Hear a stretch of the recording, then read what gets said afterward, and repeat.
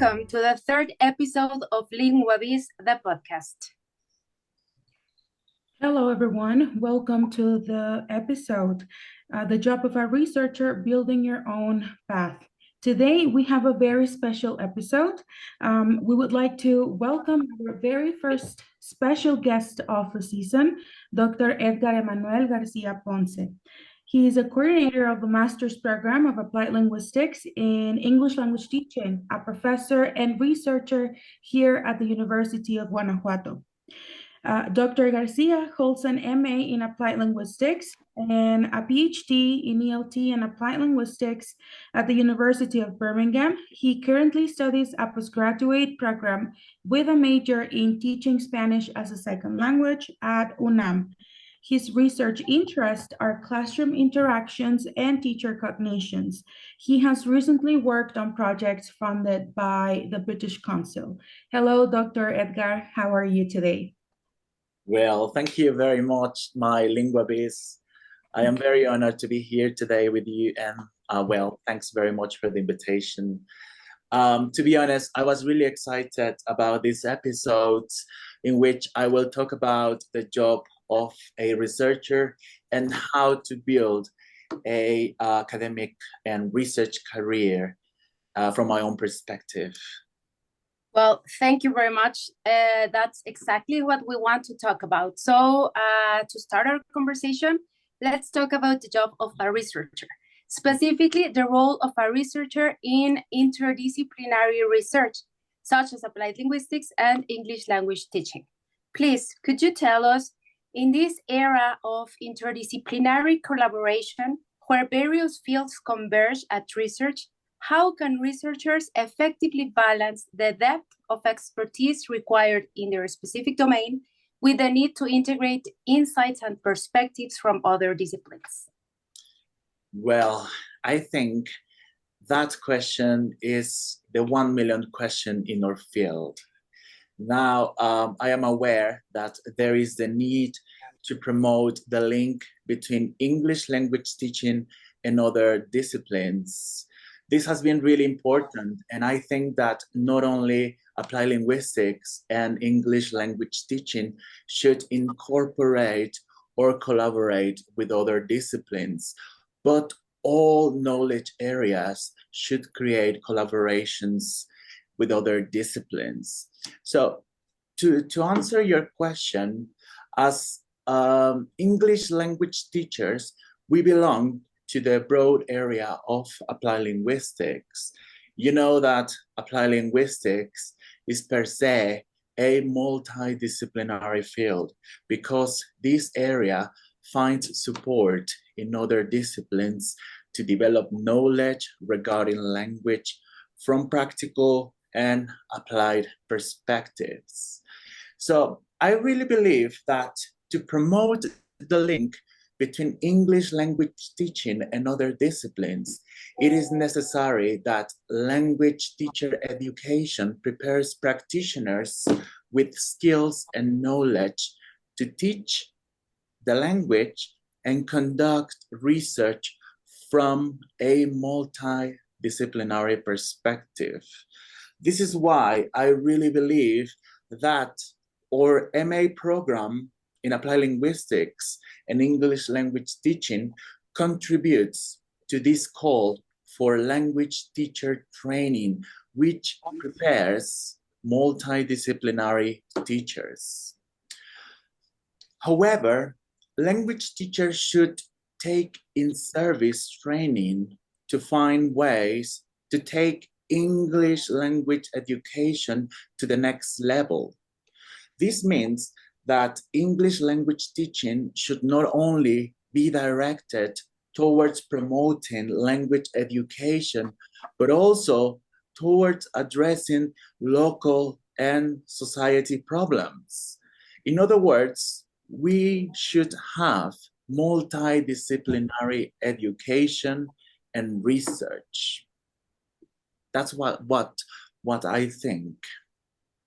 Well, everything that you have mentioned so far, it's really, really interesting. In particular, this promotion of multidisciplinary teachers, right? I also believe that this is important not only for us as teachers to continue our practice and development as such, but also for our students, because of our multidisciplinary perspective, we can also shape our students' learning and, like widespread their abilities, so on and so forth. So thank you for your comment. Now I'd like to shift our focus a little bit. And as a researcher, you have been involved in projects funded by the British Council, as we mentioned before. Could you tell us a bit about these projects and their impact on English language teaching? Oh, yes. I had the chance to participate as the principal investigator in two research projects funded by the British Council. The primary idea of these two projects was to promote the liaison between language and language market opportunities. Specifically, these two projects had the objective of knowing how English language teaching and learning could be enhanced in the University of Guanajuato in order to address the demands of the local and international labor markets. A second objective was to understand how that evidence obtained from teachers, university students, university authorities, and company employers could be translated into strategies and actions that this university could implement in order to attain the different language objectives. I was very, very satisfied with the results that I obtained in the two projects because I was able to collaborate with British universities who helped me identify the challenges that stakeholders are facing in our university and in the local companies.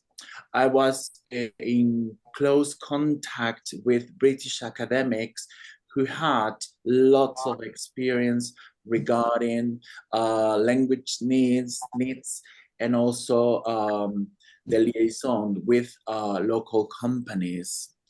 The two projects were very, very productive. I am very proud of my projects because I had the chance to present the results in different conferences, and also I was able to write two research papers which were published in two international journals. Now, just to share this with you, I am now involved in another funded research project, but as a co-investigator. This current project looks at English proficiency of 110 students from this university. Specifically, what we have been measuring is students' English proficiency throughout 3 academic years with the use of TOEFL ITP. What we want to identify in this project is how different academic discipline and personal factors impact on students' language development throughout 3 years. This 2023 is the last year of data collection. So very soon we will know what are the factors that contribute to or limit students from developing English proficiency in undergraduate and postgraduate programs in this university. Wow, that sounds really like some hard work you had done these 3 years, and well, very valuable work.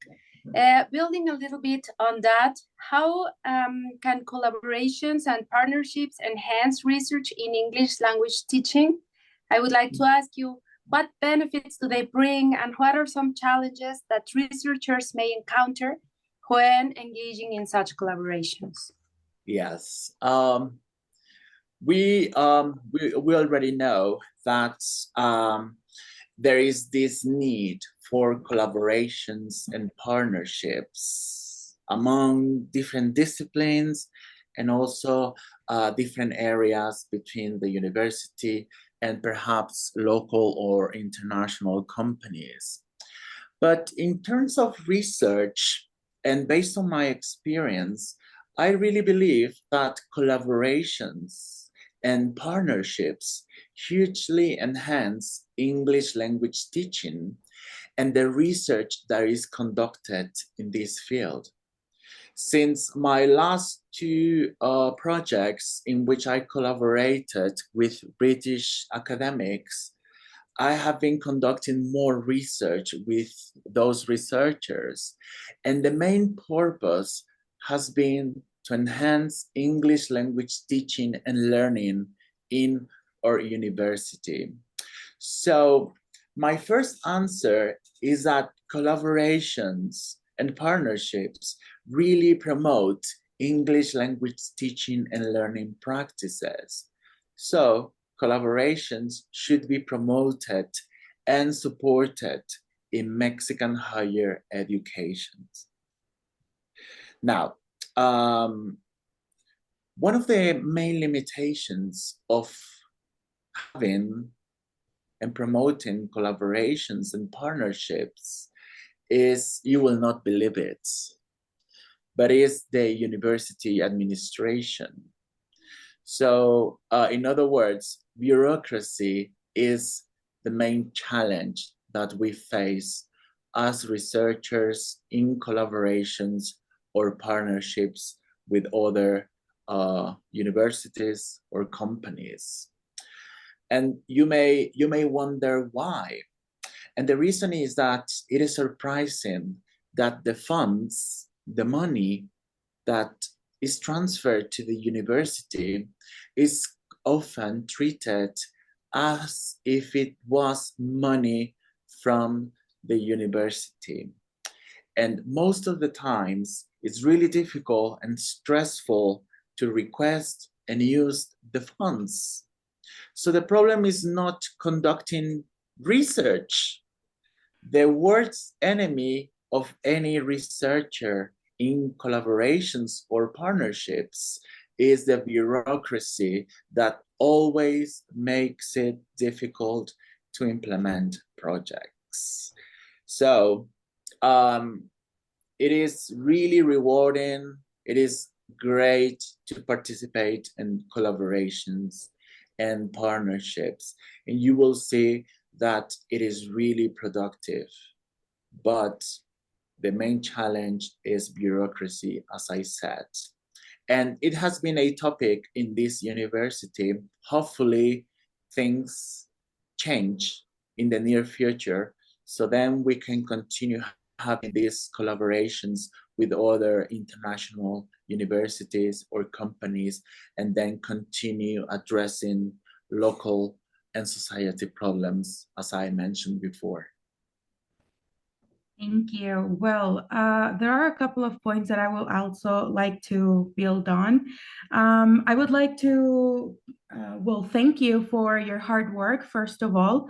I know that it is not easy to do collaborations, especially internationally speaking, but you're giving us a mostly positive view on these collaborations instead of the challenges, right? And I can only think of the sense of pride that you have in doing all this work and witnessing that your hard work is also being put to good use, right? Your intention or your research starts from wanting to help a community, and that you witness that, I bet, is really rewarding, despite the challenges, right, that you are telling us of the administrative bureaucracy. I can only imagine as well that this is frustrating, the frustrating part, but I hope that the positive part of it overcomes the challenges that you are telling us. So thank you for that.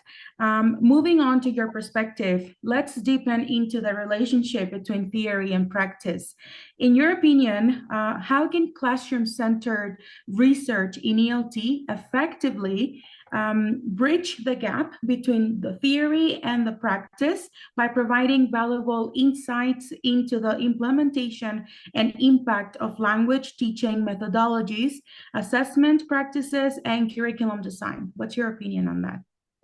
Yes, and you now, as MA students of the program, know that there is this call for bridging theory and practice, right?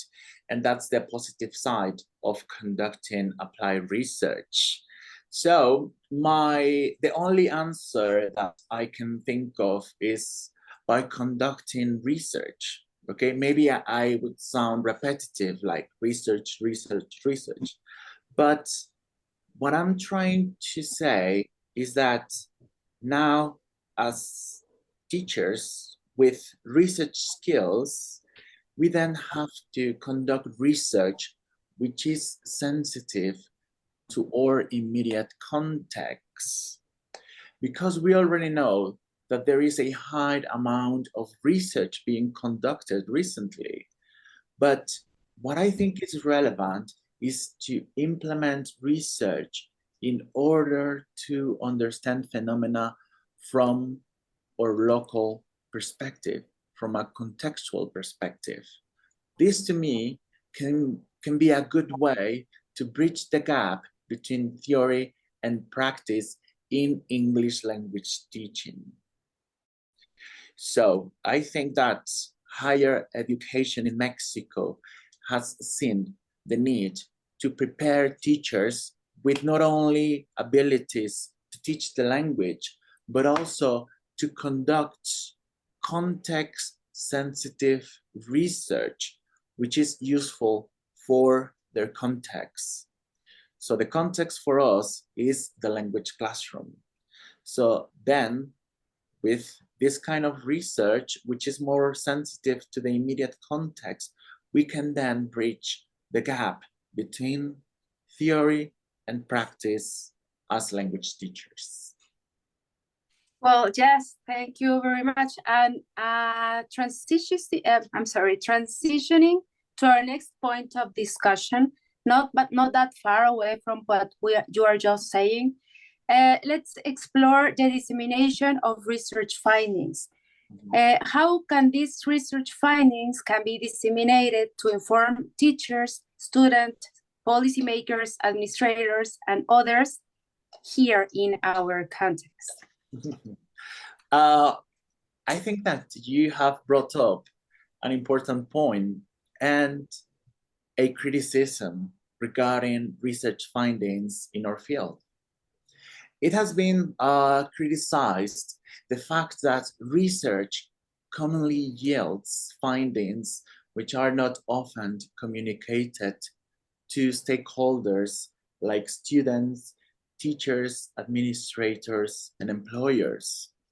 The problem, I think, has been that stakeholders do not find attractive the way research findings are often presented and communicated. That's maybe my opinion, my perception. It seems to me that sometimes we forget the target of our research, and we are very selfish and do not do anything else than just publishing findings. So to answer your question, I think that two possible ways to communicate research findings to stakeholders is to publish research articles and findings which could be followed by not only specialists, but also students, teachers, and administrators.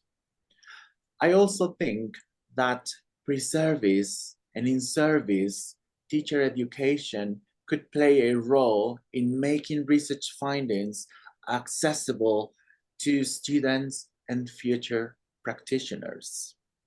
In terms of research, researchers should not only suggest pedagogical implications, but also they have to try those pedagogical implications in their context and conduct more research if it is necessary. So that's how I think that research findings could be communicated to stakeholders. Thank you. Well, it seems to me that there is a race in between researchers to publish the most articles sometimes, right? As you mentioned, that they forget the target of research, and which, in my own very opinion, if you allow me, is to provide all this information and make it more accessible for others, as you mentioned as well, not only specialists or researchers, but the community in general. So this should be easy to read as well, right? And receive. So I think you have mentioned something very important here. As we wrap up this episode, what advice would you give to aspiring researchers who are interested in pursuing a career in English language teaching and applied linguistics? Oh, wow. Thank you very much for giving me this space to give a piece of advice to those people who are listening to these episodes. I think that there are two important factors that you should make sure you have. Number one, you must really enjoy learning about research and conducting research. So you have to, or you must enjoy learning about research and doing research.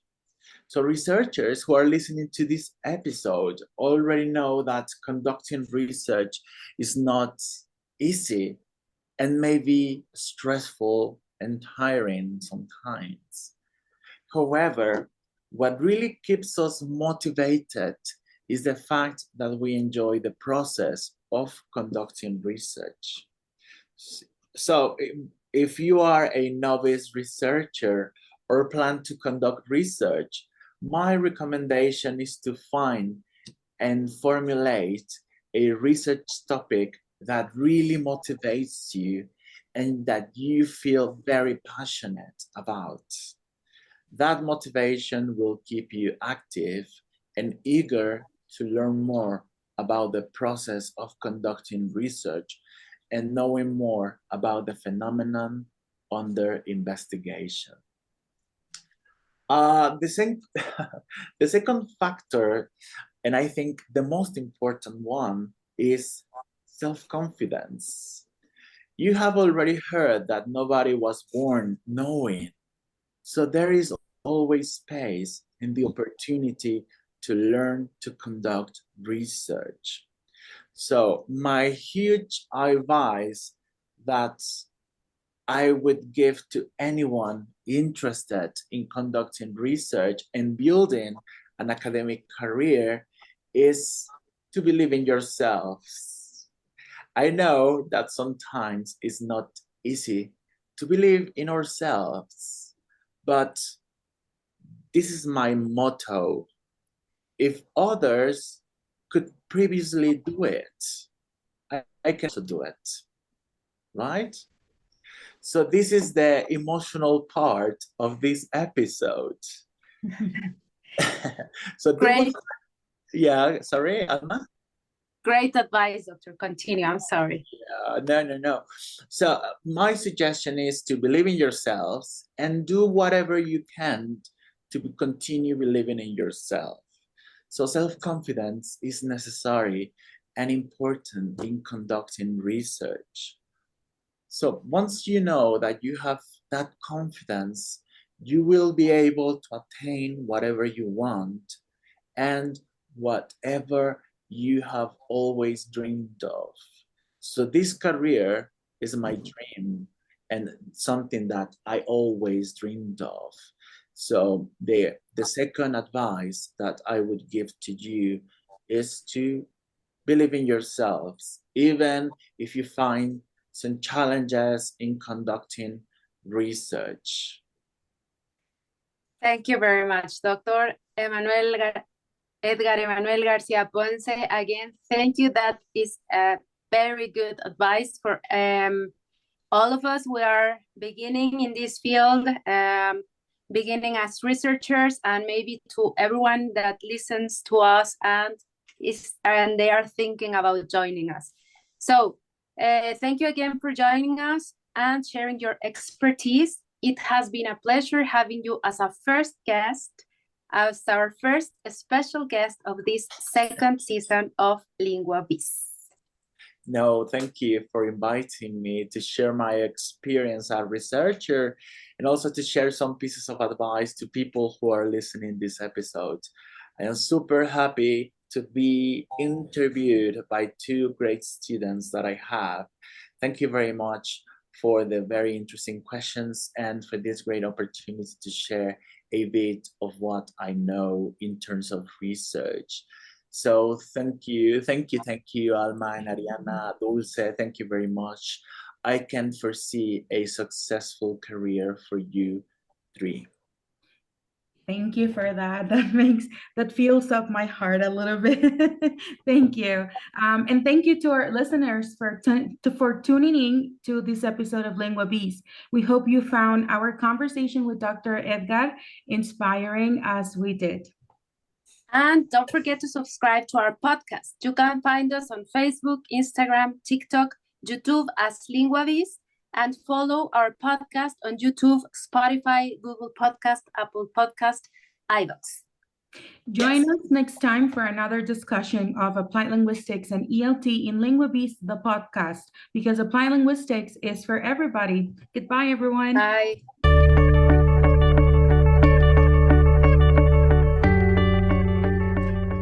This podcast is part of the Applied Linguistics Master's Program at the University of Guanajuato in Mexico. This episode was produced by Dulce de Anda. Alma Jimenez and Ariana Zeta were the hosts. The script was written by Patricia Linares Flores. This episode was edited by Alondra Juarez Hernandez and Maria Fernanda Iniguez. This episode, the social media managers are Alejandro Aguilar and Carlos Castañeda.